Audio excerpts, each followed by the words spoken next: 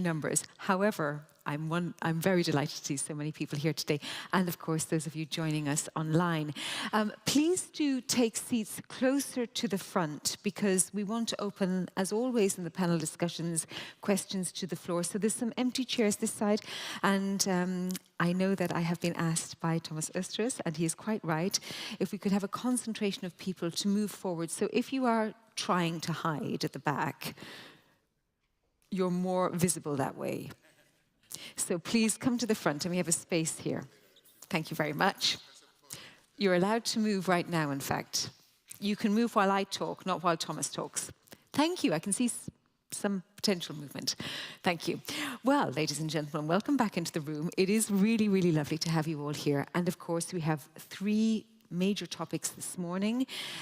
No breaks. If you desperately need a break, you can go out quietly and return very quickly if you want a coffee or any other type of stop outside. And then we have lunch, and then we bid you adieu. But before that, we have an awful lot of conversation to get through. Very, very important. And we're going to start with something that we all know is incredibly important, and we all know why it's incredibly important. It's alluded to in many ways. You cannot escape it in the news. And to set the scene for this, how to strengthen energy security beyond the European Union, Thomas Östros will explain more, Vice President of the EIB.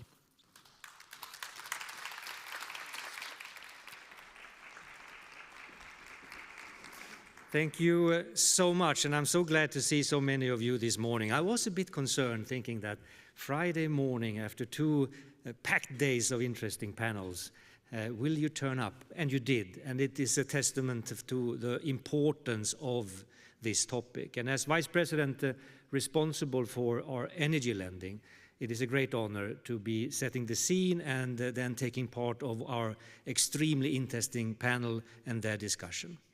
So energy is for the European Investment Bank a key focus.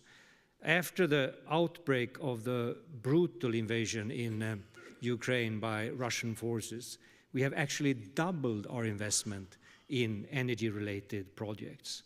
So last year we reached 30 billion euros in lending to renewable energy, energy efficiency, and of course, one of the most important topics the coming years, grids and interconnectors. This morning we will concentrate our discussion how we can support the energy transition beyond the EU borders. In the neighborhood, a region that stretches from the Mediterranean basin to Eastern Europe all the way to Caucasus. As we face global challenges related to climate change, but also geopolitical tensions, economic development challenges, transitioning towards energy security has never been more urgent. Let me thank first our distinguished panelists and our moderator, all long-standing partners of the EIB Group. I'm delighted to welcome you here, and I'm confident that your insights will be greatly valuable to our conversation. The European Union has made ambitious commitments to combat climate change, with the Green Deal serving, of course, as the cornerstone. The energy transition is at the core of the Global Gateway Strategy, which aims to accelerate integration with our partner countries. And rightly so. Mediterranean countries and Eastern neighbours are endowed with some of the best natural resources that provide opportunities to produce low-carbon energy. For example, solar resources in Morocco and Egypt, or wind along the Caspian Sea, and they are close to the EU, which allows naturally for grid connections and integration. The EIB, as the finance institution of the European Union, as we are, plays a pivotal role in turning these commitments into reality. We provide essential support to countries in the neighborhood to help them to transition from traditional energy systems reliant on fossil fuel to more sustainable, low-carbon alternatives. Our efforts aim to create a robust, modern energy infrastructure that promotes environmental sustainability, enhances energy security, and drives economic growth in these regions. Why? Because, as in the European Union, we strongly believe in the necessity of such transition, which bears significant positive outcomes. Firstly, energy security can only be obtained by reducing dependence on volatile fossil fuel markets and major producers. By investing in renewable energy projects, the EIB helps our neighbor countries build resilience against external shocks and ensures a more reliable energy supply. Secondly, the energy transition promotes economic competitiveness. The EIB's support for clean energy projects foster the development of domestic supply chains, resource security, and manufacturing capacity. This is not only creating jobs, but also attract private sector investments, driving economic growth in the whole region. Thirdly, the energy transition is essential for environmental sustainability. The EIB's investments in renewable energy and energy efficiency helps to protect neighborhood countries and reduce their carbon footprint and meet their climate goals. And finally, of course, the energy transition supports social and economic infrastructure development. The EIB works closely with countries in the neighborhood to build resilient infrastructure and develop the private sector. This includes financing projects that improve energy efficiency, reduce energy costs, and enhance the overall quality of life for citizens. We understand very well that each country has its own unique energy needs, resources, and challenges. That is why the EIB tailors its support, which include technical assistance to the specific context of each country, ensuring that we provide solutions that are both practical and sustainable. Let me finally underline the crucial role of the private sector and the role that they must play in leading the innovation pathway. I'm pretty sure our colleagues in the panel will showcase interesting examples of how new technologies can be instrumental in that perspective. As you see, our support to energy transition in the neighborhood is not just about financing projects. It's about creating lasting impact on the future of these countries and their people. Together, we can build a greener, more resilient, and more prosperous future, one where clean energy drives development and global cooperation. I look forward to the insights of our esteemed panelists today, and I look forward to our future collaboration on very practical matters. Thank you for your attention.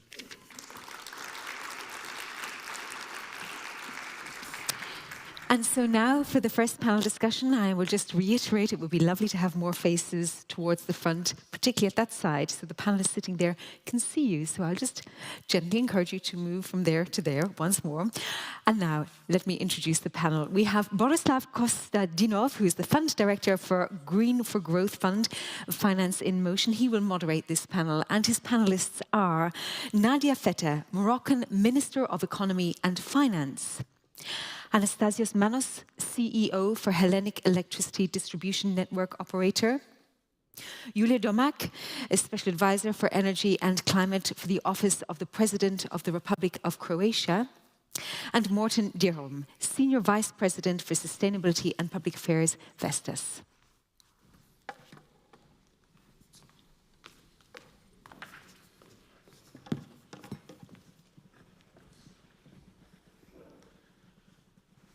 Thank you very much. Greetings and good morning, everyone.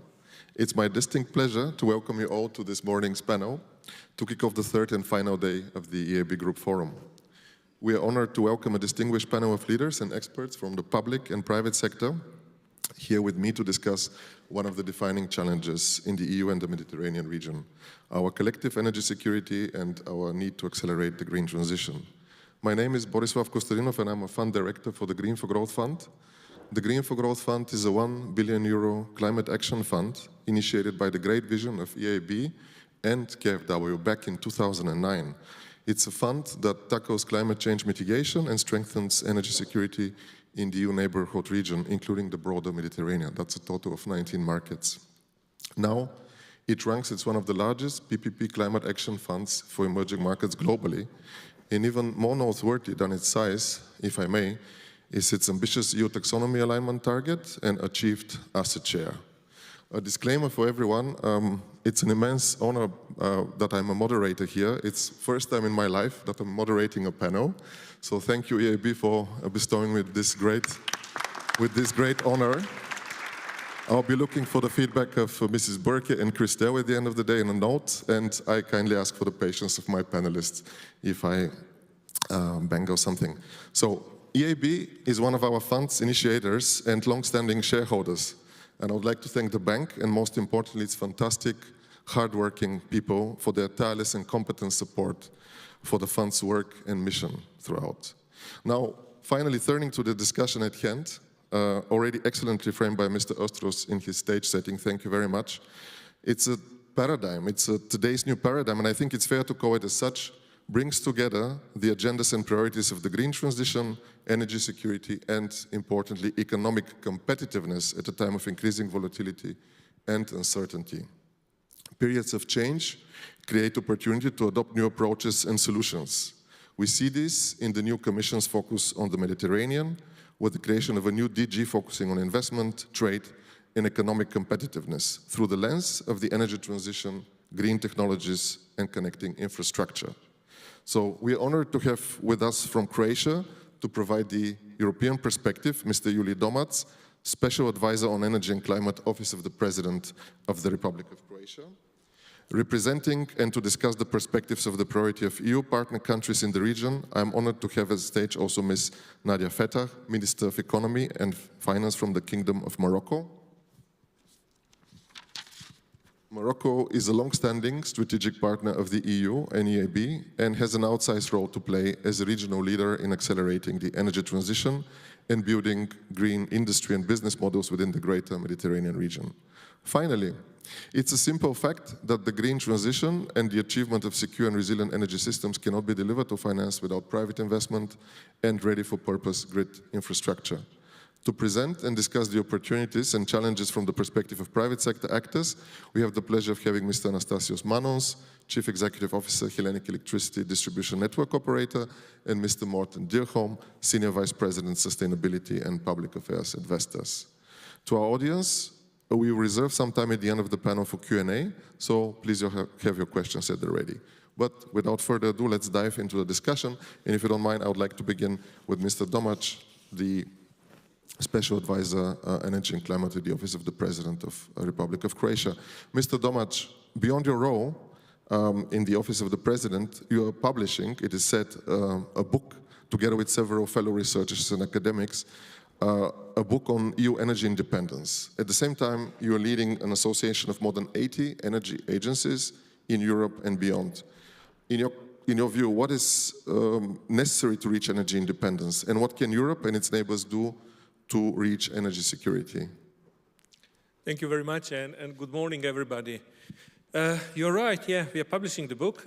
I'll tell you the secret. The full title of the book is, as you said, European Energy Independence, through investing in renewables, empowering freedom.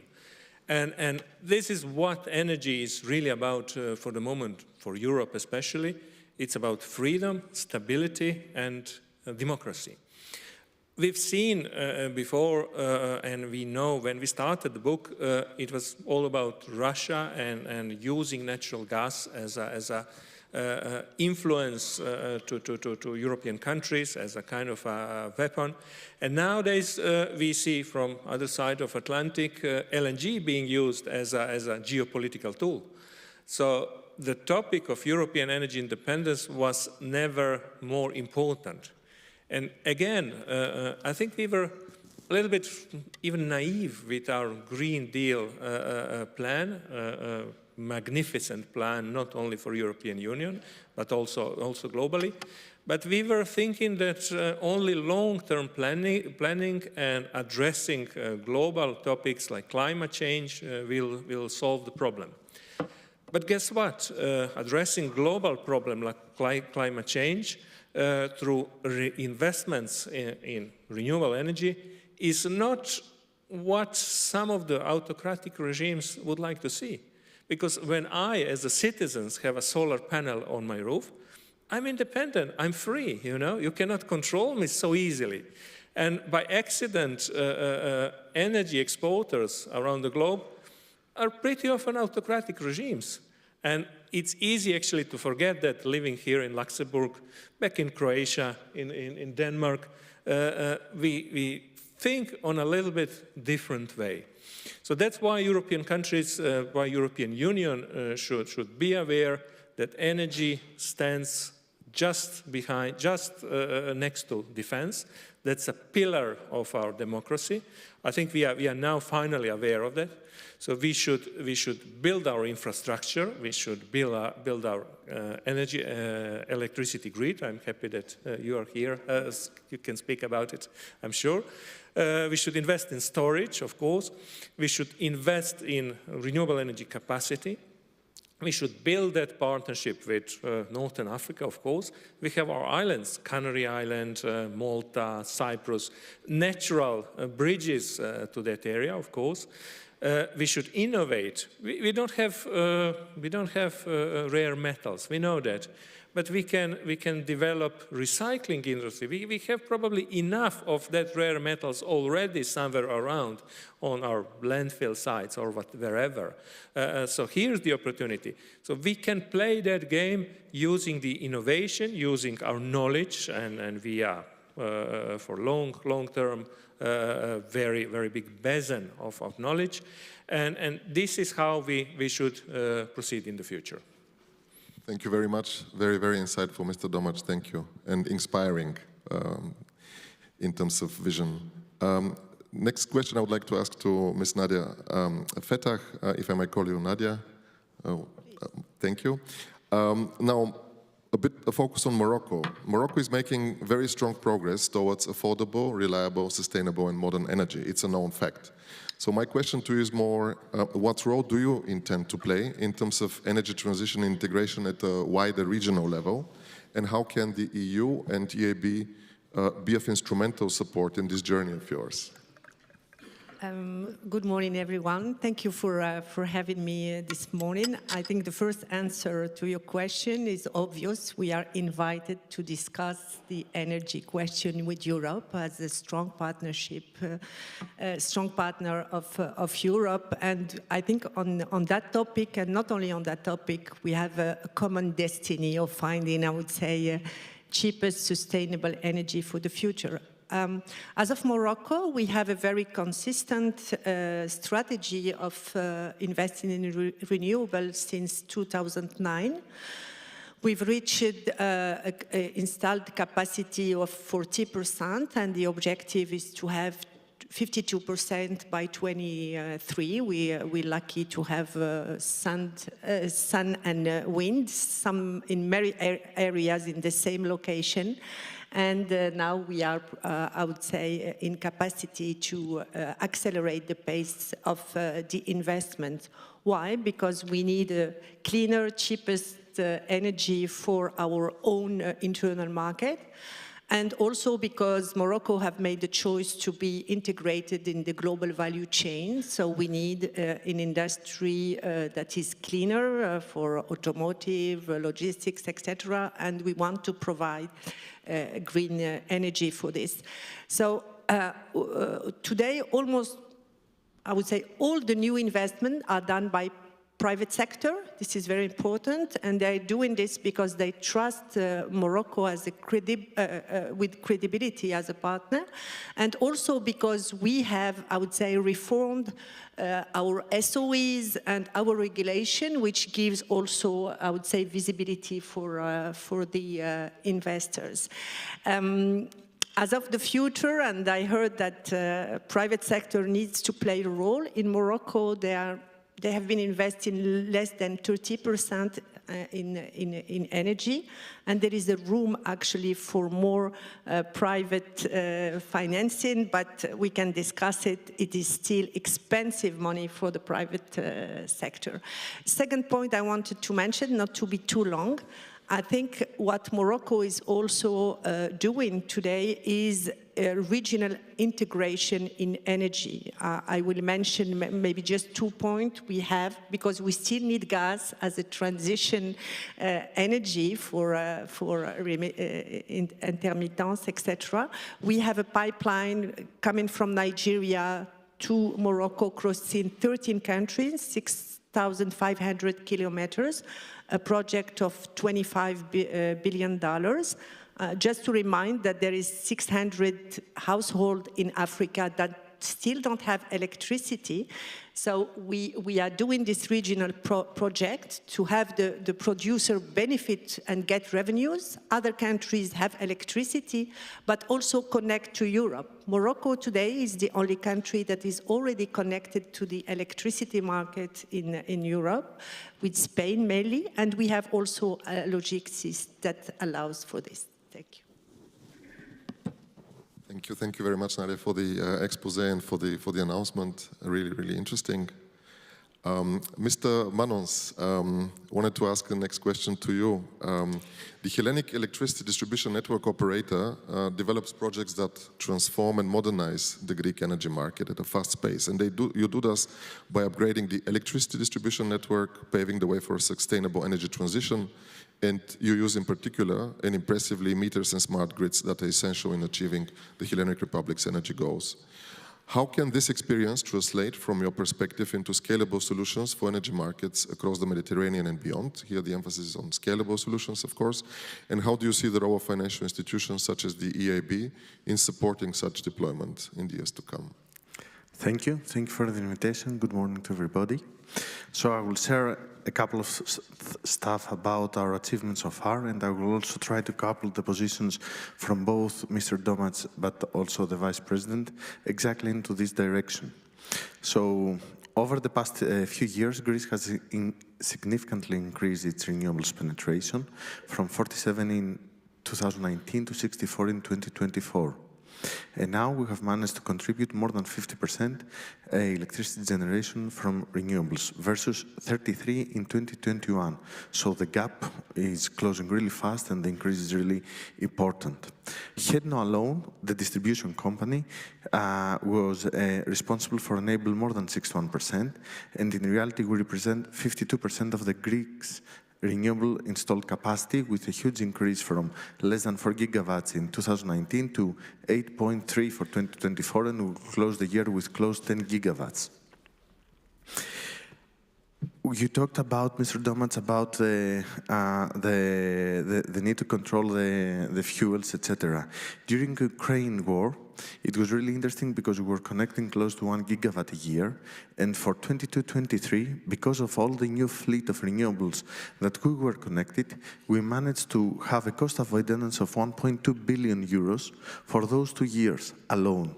And in reality, what's interesting about this is that we have managed to neutralize the cost of Hedno, the cost of the distribution company.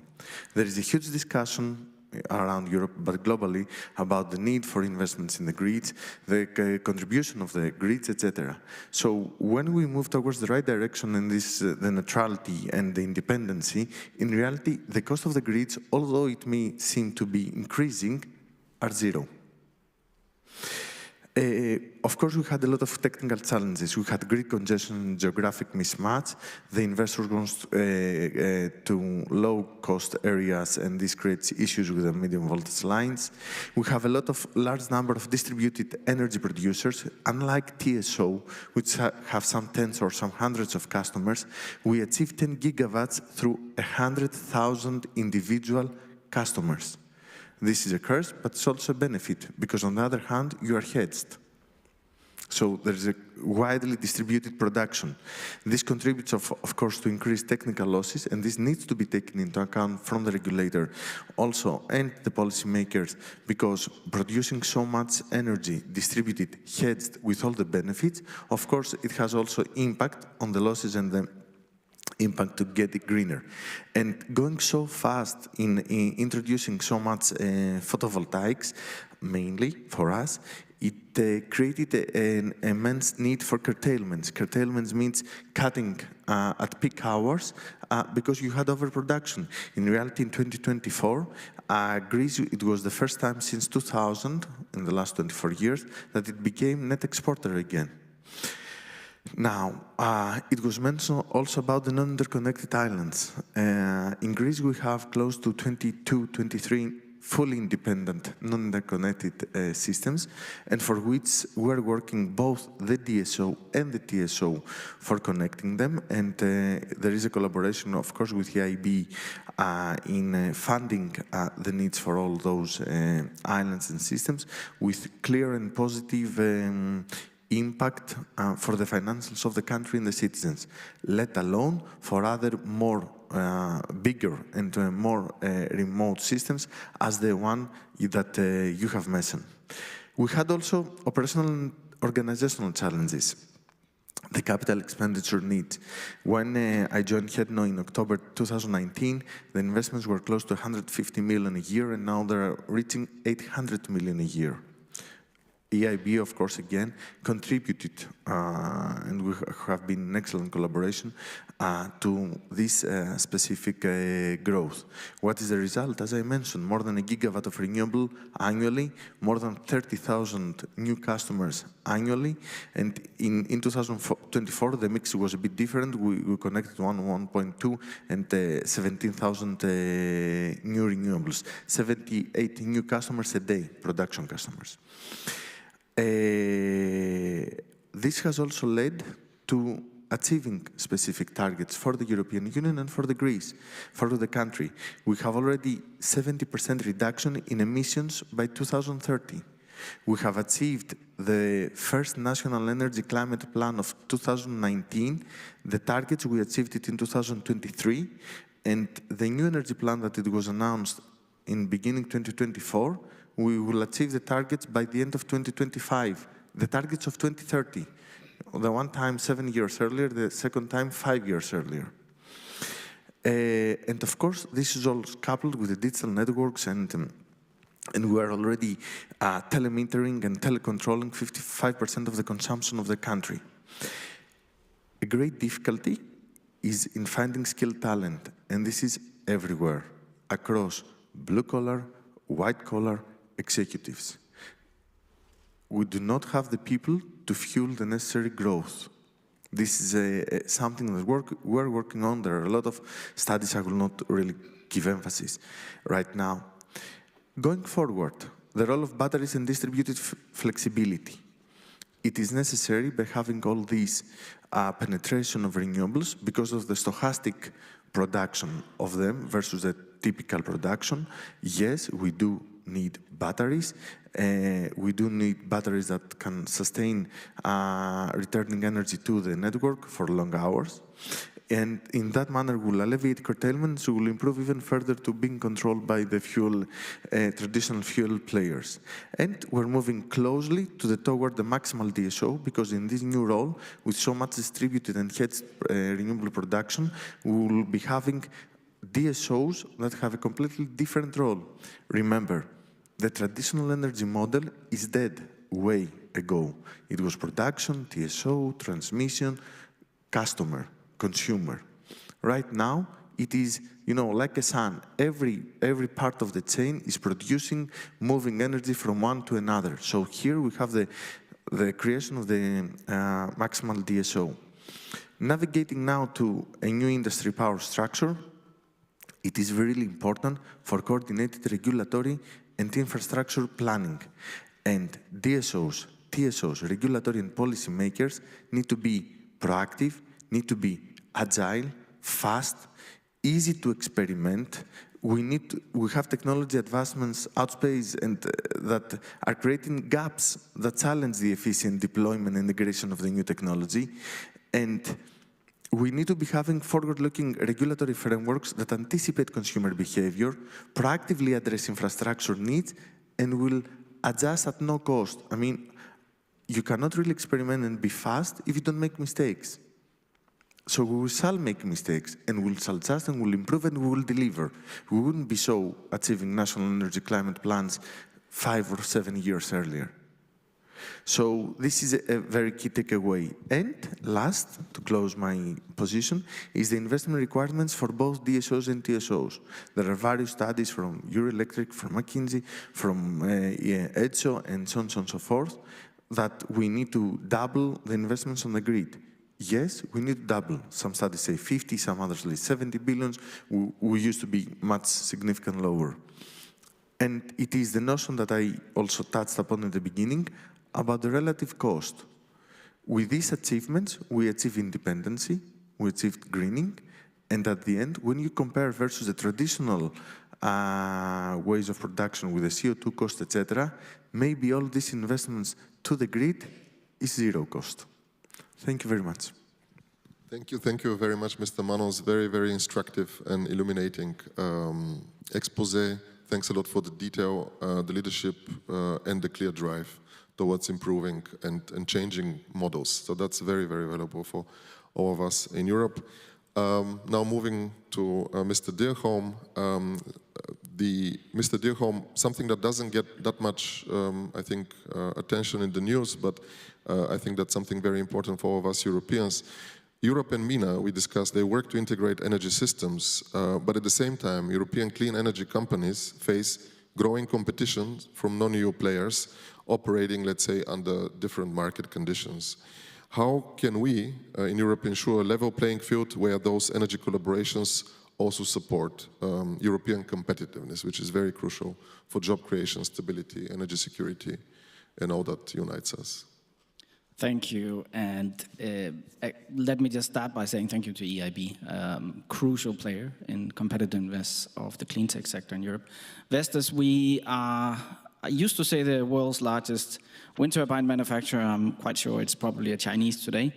At least the European's largest wind turbine manufacturer. And we're part of an industry in Europe, or the wind industry, that has created some 350,000 jobs. So it's a crucial industry, and we have very robust industrial value chains across Europe. And also in Morocco, I'm happy to say we've invested in a blade manufacturing facility there. I'm in love with the Moroccan energy planning system, and also the wind resources coming from the Atlantic. It's absolutely amazing wind resources there.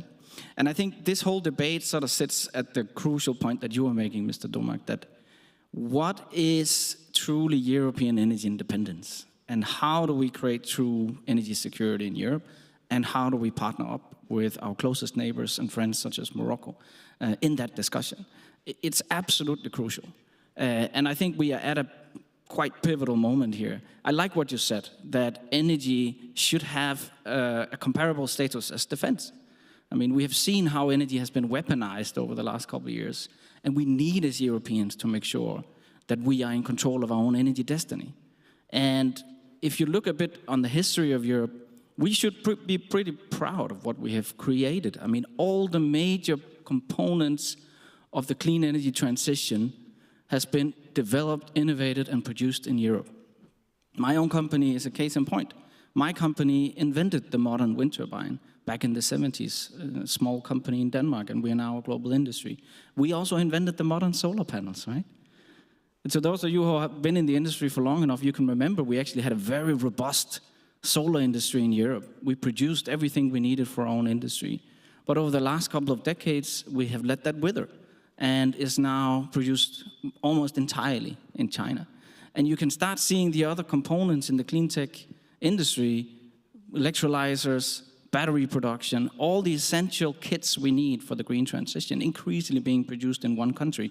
And the concentration is now at somewhat 75–80% of all the world's clean tech kit being produced in one country. So I just want to make sure that when we talk about energy independence and we talk about energy security, we also have a focus on how do we actually develop our own supply chains in Europe. And we are fortunate enough to have a very robust wind energy supply chain, but all the other parts of the clean energy transition is basically produced in one country only. And that is at the heart of the competitiveness discussion we're talking about in Europe as well. Are we going to be in control of our own destiny? We've seen what it means for us to be dependent on fossil fuels from outside, hostile actors such as Russia. I mean, are we going to allow ourselves to be dependent also on everything in the clean tech environment? That's the big question for me. And if not, how are we going to make sure that we continue to produce the kit we need in Europe or in our neighboring countries such as Morocco, so we can use that for European manufacturing base as well? I mean, that is where the EIB discussion comes in.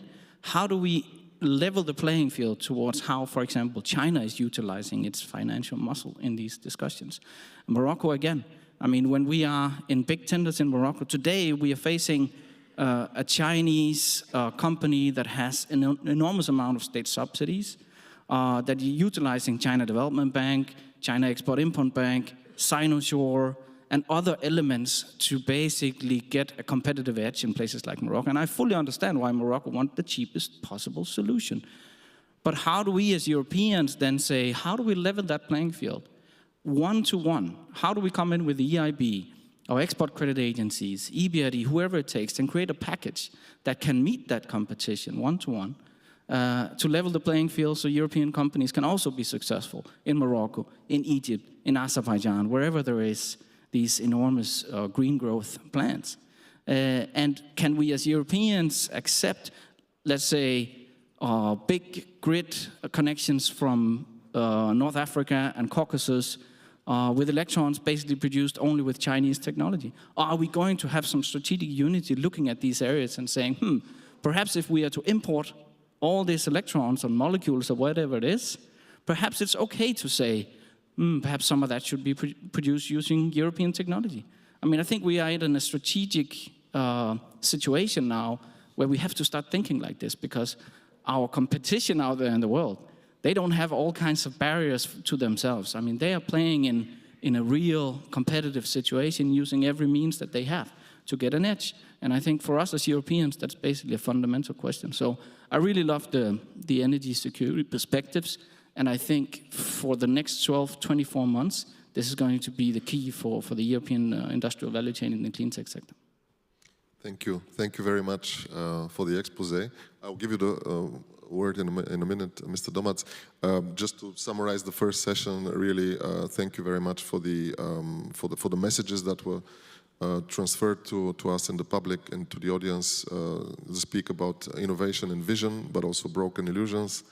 The regional leadership of the Kingdom of Morocco with a very clear drive, the very concrete practical solutions, and transitioning from old models to new models, Mr. Manos, and the very sobering messages coming from someone like Vestas, which we all should really take note of and take it super serious. So moving to you, Mr. Domac, hearing all of this, and tying, of course, to Mr. Dyrholm's expose, for which you wanted to take a stand, I just wanted to weave into the fabric of the discussion the fact that the new EU Commission is clearly emphasizing the importance of competitiveness alongside energy transition. So again, tying to Mr. Dyrholm's expose, how do you think we can bring together these agendas and ensure a level playing field for your companies to succeed and deepen ties with neighboring regions, including be it Mediterranean or Eastern neighborhood? If you can just expand on that, I appreciate it. Thank you very much.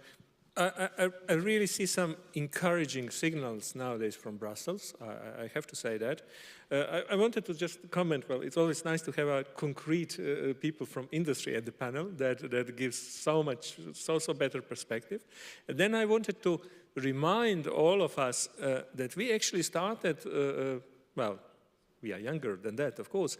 1957, the Treaty of Rome, it was the agreement on coal and steel.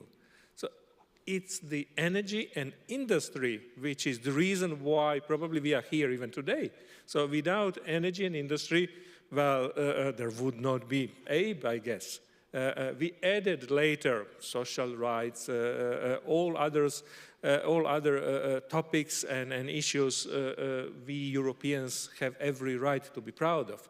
But at the beginning, and the core is energy and industry. And we forgot somehow that. To answer your question, yeah, I think the clean industry deal, it's a move in right direction. We see that the need not only to control our energy, there is a very important topic you opened about controlling the supply chain. I cannot think about energy transition without having components, without being able to build the grid which you mentioned. And again, for the grid especially, we should have no borders in the European Union. We are very proud that we can travel around with no borders, that we can send our children for education in other countries. This is all great. But electrons should not see border at all, zero, nothing. We had at one point a strange situation that in times of crisis we are closing our national borders. This is completely wrong. But hopefully, I think in this crisis, and let me remind you again that European Union is always growing through crisis. At this point, I see in Brussels the atmosphere that we shall not close our borders this time. Let's hope so. Thank you very much. Thank you very much, and again for the vision and optimism that's very, very needed. Ms. Fettah, Nadia, wanted to ask you next question. Again, tying to the previous discussion, but also reminding us as the new Commission begins its term. Again, energy transition remains in the heart of the EU engagement with the region. And this is now set to be implemented with a much greater focus on expanding the role of EU investment, trade and business in the region. So given that the EU is already the most important partner for many countries in the region when it comes to trade and support, I wanted to ask you, how can the bloc, from your perspective, raise its profile and influence in the region to match its strategic importance? And again, tying to that, how can the private sector, which you already mentioned, and partners such as the EIB play a supporting role for you? Thank you. If you allow me, I would like to maybe to comment on my fellow panelists on some topics. You mentioned the example of Morocco trying to have access, I would say, to technology in general. If it can be cheap, it's better. I think a country like Morocco or in the African continent in general, we cannot be paying the school fees for new technology. When we started in 2009, it was expensive technology. We have problem as everyone in storage, I would say, in so many areas in energy. But I think that we need today to build a real partnership, as you're mentioning, on all the value chain. The investors are coming in our region to have access to the land, because there is a land, to wind and solar. But I think we should think the partnership really in terms of talents, of training people, of having a local engineer that can come also with innovative solutions. But in the meanwhile, we cannot be put in a position to choose to work with, I would say, a geography or another geography. We need sustainable energy for growth. And we are also open to share, I would say, the technology and to learn the technology. This is very important. Very interesting what you were mentioning on the grid. In my country, we were completely closed to open the grid to the private sector. We have been doing progress. Today we open. We need $30 billion or so in the coming 5 to 6 years to invest in the grid, because green energy is produced in the southern region of Morocco, and we need it in the north, and hopefully today to export it. And I must confess, as a policy maker, that it's very difficult to have to change the regulation first, because the population, the politicians are not ready for this. And secondly, to have very agile, I would say, policies on this is difficult, and this is why maybe EIB as partner can put us through, I would say, some interesting experience and successful. Congratulations to you on that one. Regarding what we can do more actually for the private sector and to partner with Europe, you were all mentioning blended finance. And if you allow me to quote one journalist I just read last week, is that climate is heating up, and the ambition on finance is unfortunately cooling down. Because we are putting countries that are emerging countries in a position to tell them, you need to develop your renewable energies, your sustainability policies, but you need to look for private financing. And I would like here to thank EIB and all the, I would say, IFIs that are supporting countries like us with access to concessional money, to guarantees. But we really need partners to push the the financial sector, private one, also to consider investing in our region, and we were having a separate conversation. I'm negotiating with him. They said his money is still too expensive for countries like us. This is very important. And finally, what I want to say is that Morocco has been, I would say, brave to open to all the markets. We had free trade agreements with so many countries in Europe, and we have chosen to open because our sovereignty, our independence goes through partnership. And definitely the moment we will have integrated electric energy market in Europe, it will help us. So during the sad period you were all pointing in 22, 23 especially, we were relying on fossil fuel and energy. Unfortunately, because we are transitioning, we couldn't buy it and we couldn't pay it. So I think that when you have, I would say, in time of crisis, countries closing the borders, closing the access to the energy, to the money, to the payment, it's not a good sign, because Morocco and all the African continent can definitely not have a stop-and-go, I would say, policies. We need visibility a long time. And my final point is that as partners of Europe, we are never part of the conversation when it comes to look at the regulation, but we are paying the price when it comes to implement. So we are always breathless because you are very good at changing the regulation and the new, I would say, policies. So we need always to catch up, to understand them, to prepare for them. And I think also a great partnership is also to be, in a way, a part in the conversation the moment the policies are, I would say, studied before being implemented. Thank you. Thank you. Thank you very much for the very frank words and clear messages. I think the call of action, I think, is heard in the room. I saw many people taking notes. I definitely do as well. Thank you, Nadia. I think, Mr. Dyrholm, I think you want to take a stand, and maybe it's also good, at least for me, I think for the audience, to hear what would you expect also from national authorities in countries like Morocco to scale up investments. Yeah, thank you. And just a small question to you, Minister, if I may. And maybe it's just, me dreaming here, but would it be within the realm of possibility, for example, to envision a Europe-Morocco energy partnership, where maybe led by the EU Commission and the Moroccan Ministry of Energy, and let's say, I know there are plus 40 gigawatts of ready available wind resources in Morocco. I know you have huge plans. Let's say Europe and Morocco made a plan to develop 10 gigawatts of that for wind energy, for example.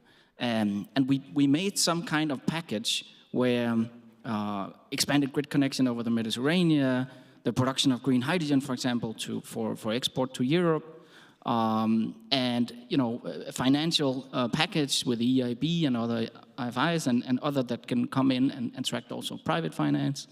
And then the condition would be European technology, but localized to create jobs and social value in Morocco, because at the scale of, let's say 10 gigawatts, there's lots of incentives to localize that production in Morocco. But the flip side would be then that it's European technology and that the output of that technology imported to Europe would be based on European technology. Would that be within the realm of possibility at all? I mean, what I'm saying is that strategic mindset between Morocco and other parts of our neighboring EU countries, I think is what we need in order to sort of step up to the next level. But I'm curious to hear, if that's at all something that could be done from your perspective. I definitely agree, because when I'm saying that it's difficult to have more, I would say, private sector or finance sector, because every financial, I would say, fund will look at returns for each project. But actually, we need a very comprehensive strategy for the green hydrogen you were mentioning. We need port, we need grid, we need so many things. So if you have a partnership with Europe saying that we are not financing or studying one or two projects, but we are having a full picture, and then we see how much is available for the public, I would say, or the SOEs, how much for the project, then we can reach this marginal cost of the grid, because if we were to build an infrastructure or transmission, I would say, investment for 2 projects, it's going to be expensive and we need to share the cost with the investor. Whereas if we have a visibility for a long-term, I would say, vision and a portfolio of investments, then we can really be much more competitive. Same thing for the technologies. If we have 10 projects, and for the 10 projects we are experiencing 3 different technologies, we are taking too much risks collectively. So I think that this is really a room for much global strategic partnership. Thank you very much. And really just to tie a bit into what you said, in blended finance structures such as the Green for Growth Fund, which EIB has co-initiated, excellent also platforms to mobilize private investors for our regions, which include Lebanon, Ukraine, next to Morocco and Turkey. We have mobilized more than 32% already of the total funding is private investors, and there is a huge interest of private investors to come through such a structure to the region. So definitely thank you for that impulse as well. Maybe last question from me for this round before I open the floor to questions from the audience to Mr. Manos, maybe to take a position on what your fellow panelists said, but also I'll be interested in the case of Greece, what has been your experience in collaborating with neighboring countries to strengthen interconnected electricity markets, and what can be learned to strengthen integration in the region going forward from your experience? Great. One comment also that addresses some comments from Dyrholm. There is always in this renewable energy industry the second mover advantage or the experience curve. And I remember myself back in 2009 in PPC in renewables, the average cost of photovoltaic used to be 3 to 4 million euros per megawatt. Now is less than 700,000. Not the same curve with aero turbines, but we see that. And also with the batteries. The batteries, I think they follow kind of the Moore's law. Every 18 months, it's not exactly double speed for the chips, half the cost, but they follow again a trajectory, and we see it also in the electrical vehicles. So this also addresses to Morocco. You have the benefit of having a clear second mover advantage where a lot of parts of the industry are much more secure. Now, coming back to the investor part, we have been partially privatized. Of course, we are 51% shareholder is a public power company, but it's only 34% participation from the state, so it's private. And the 49% of us was privatized to Macquarie Asset Management. What I get to see the last 3 years with the experience with a big asset fund is that they need clarity and stability. Clarity and stability, it means that they need to know that the weighted average cost of capital when you're doing the investments from the regulatory is going to be a rational one and a stable one. So in order to attract investments, you need to have those elements. And I think Europe has done great steps towards providing this clarity and stability, which is needed. On the other hand, one item that I would like to comment, and I think the whole European continent has worked really good to that and has helped us all, whether we call it Fit for 55, or whether we call it one way or the other, it's fact that when you have a strategic guidance with a national energy climate plan, which is stipulated by the European Union, you have vendors and funding and that can support it. And you start setting the targets and you bundle it with this clarity, the regulatory support, etc., then the market starts moving towards. And this is the item that we cannot afford to lose. Sometimes maybe they criticize that it might be a bit slow, or it might be a bit not so agile, etc. Yes, we do need to improve in agility, on experimenting, etc. But this is what has really brought us to this positive point. Thank you to all of you for very, again, clear messages, frank exchange, and open call for actions to all of us. I would like to open the floor. I think we have 10 more minutes for a few questions from the audience, if I may, before I ask you for final statements before we wrap up. So feel free to ask a question to any of our panelists. Mm-hmm.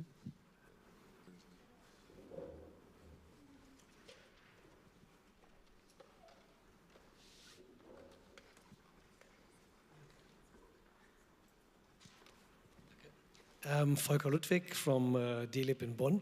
I have a question concerning the, I didn't understand properly, so it's a really question, not a comment, a really question. Why is the grid there for €0? I didn't get this message from you, Mr. Manos. Thank you very much. The annual cost of head node at that time was around 700 million euros, the total annual cost, allowed revenue. So when in 2 years the clear benefit to the Greek economy because of the introduction of new renewables, not counting the old ones, was 1.2 billion, in reality you were netting the total cost of 2 years. And how that did work in essence? You had a kind of steady or price for the renewables, and then you had, because of the Ukraine war, a really fluctuating, really considerably higher cost of electricity from the traditional means. So the delta in this area, it was exactly 1.2 billion imports of gas plus CO2. And the more renewables were connecting to the grid, in reality, the more independent we become, and this is the impact. In accordance to that also, I'm going to take it also more towards the future, towards 2030, while we have calculated that, yes, the participation of the network user chargers shall increase, let's assume that the total cost of an energy bill monthly is 100 euros. And right now is, let's, hypothetical numbers, it is 42 euros, the taxations and all these municipality fees, etc. Let's assume that we have another 50 euros the cost of electricity and 8 euros the cost of the all grids, TSO, DSO. Maybe in 2030, these 8 euros need to be 12, 13, 14. On the other hand, let's assume the taxation will remain the same, 42, because of the competitiveness of having so much flexible distribution, generation, cheaper means of energy, batteries, no curtailment, full production during, etc. The total cost of energy is assumed that it will be at the vicinity of 40. So the total cost will go from 100 to 94. And this is proven with real examples, with real comparisons. One has to do it for its own country, taking very carefully all the corresponding examples. And I didn't answer the point about interconnection. I'm DSO, so I'm not connecting with other countries. Nevertheless, I'm connected with the islands, etc. In the micro scale, of course, there is a benefit. And yes, we do need to have no borders between the countries. There are not. There is the European interconnection system. But yes, we need to increase the interconnectivity, both within Europe and also outside Europe, in order to fully allow full flexibility. And it is true that Spain, Portugal, Greece have more sun than Central Europe, and it can contribute. And maybe North Europe has more wind than any other location, maybe with the exception of Aegean.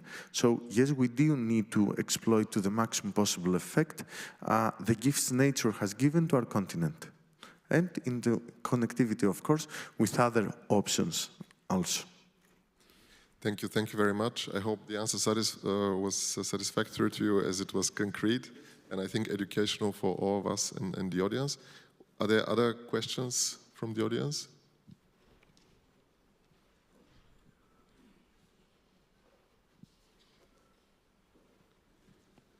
Thank you. Chris Knowles, independent advisor these days. I would like to ask the panel what their thoughts are on the cultural wars we are seeing at the moment against green, usually led by populist politicians, most of them on the other side of the Atlantic, but even on this side of the Atlantic we have quite a few politicians actively putting forward sustainability as a hoax, as an expensive tax on the poor, as all sorts of things which are not desirable. And the concrete effect is that we are seeing, in particular in the financial sector, we are seeing many of the net zero alliances breaking up, if not actually dissolving. We've seen it for the insurers, we've seen it for the banks, we've seen it for the asset managers, we've even seen it for the central banks alliance, and they should be able to resist a little bit of political pressure. Those companies which persist in the agenda of green are doing it very discreetly nowadays. Most of them, they can't take the public criticism, they don't want the shareholder criticism. You, the Minister, raised the question about cost of capital and access to capital. Many of these banks are actually going to stop being so active in the sector, and that will push up the cost of capital. Vestas' share price is 1/3 of what it has been at its high point in the last 5 years. The same is true of Östros' share price. So there is a real movement against the private sector flows politically, socially. I'd be interested in the comments of the panel on that as one of the problems facing the sector, headwinds facing the sector. Thank you. Thank you very much for the question, Mr. Knowles. As the time is running, I suggest that each panelist answers from their perspective that question, but also use the opportunity for a closing statement. And I would like to start with you, Morten, maybe first, if you may. Thank you. I've been in this industry for 20 years now, and I mean, a bit of perspective on that. You know, when I started out as a lobbyist, full disclosure here for Vestas. We were a very, small part of the energy industry at that time. Basically, sitting in a corner. We were being left out of every room, every energy conference, because the oil and gas and coal guys were saying we were, never going to make it, too expensive, unreliable. And I can tell you they're not laughing anymore, right? Over the last 20 years, it's quite incredible what we have been able to achieve. And somehow it's natural that as we penetrate more and more systems and get a larger and larger share of the energy systems in many places, opposition will increase. That said, I decry, of course, that we have become so politicized. And at my heart, of course, I'm biased, but at my heart, I really don't understand.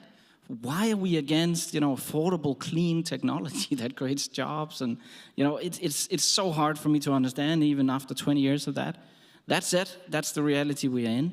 I think somehow reflecting on our success, but I think we need, and I think the failure of our own industry to better explain what the benefits are of the green transition. I think we need to combat all that misinformation that is being thrown at us in the global environment right now.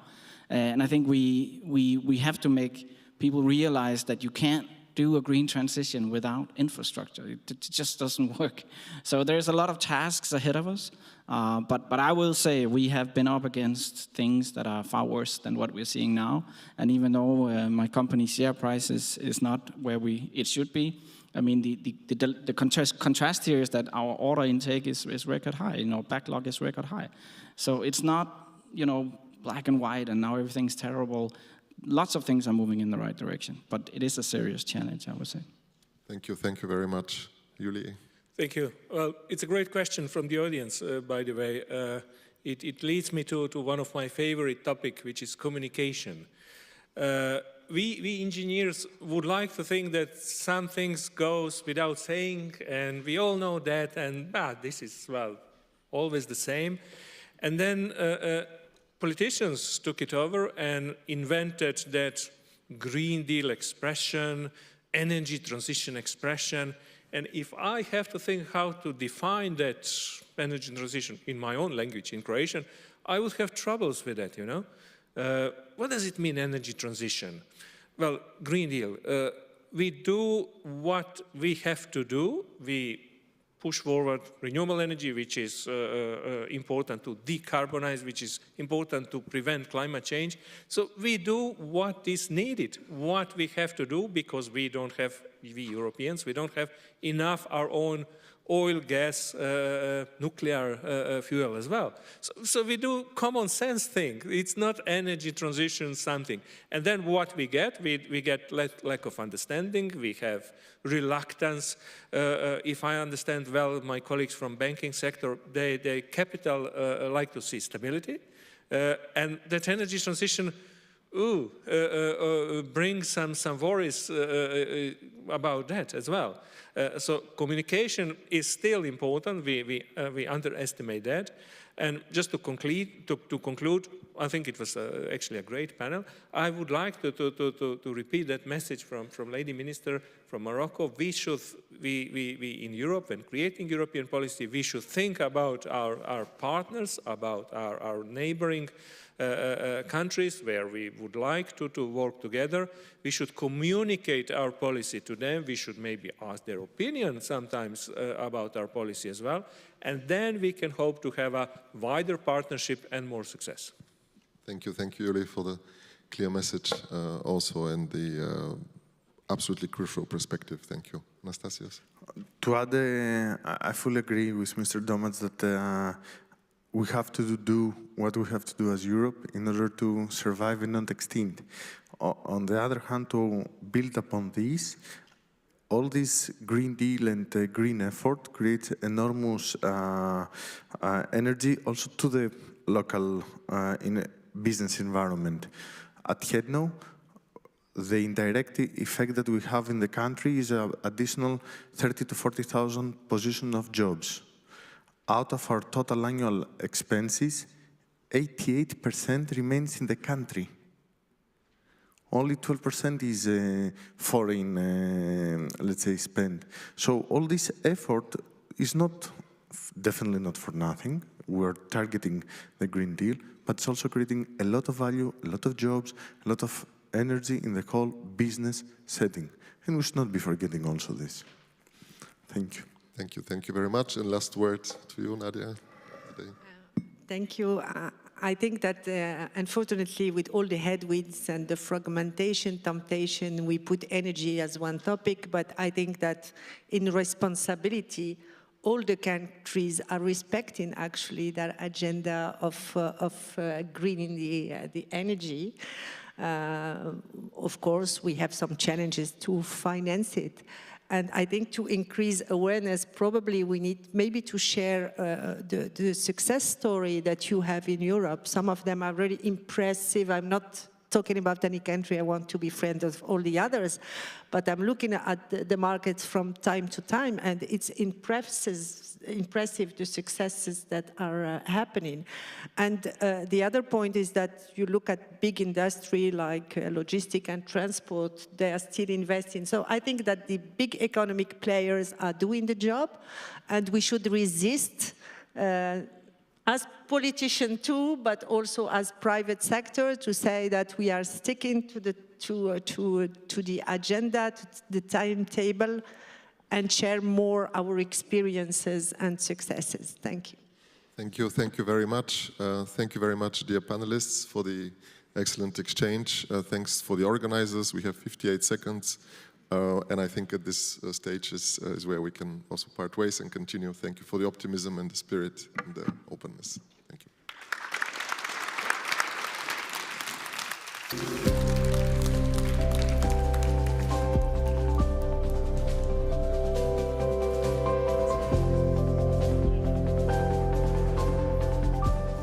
Thank you so much to Borislav. He said it was the first panel he's ever moderated. I'm quite sure he's going to be back for more in all sorts of connected domains. Thank you very, very much to the panelists and to Borislav. Now, the next panel is equally important. Of course, all of these panels are important.